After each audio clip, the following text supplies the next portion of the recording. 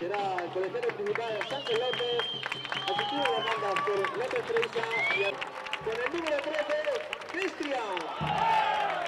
Con el número 2, Mario. Con el número 3, número 7, José Manuel. Número 9, Samu. Número 11, Ismael. Número 16, del banquillo, esperando su oportunidad, estará con el 5, Rubén Primo. Con el número 10, Diego López.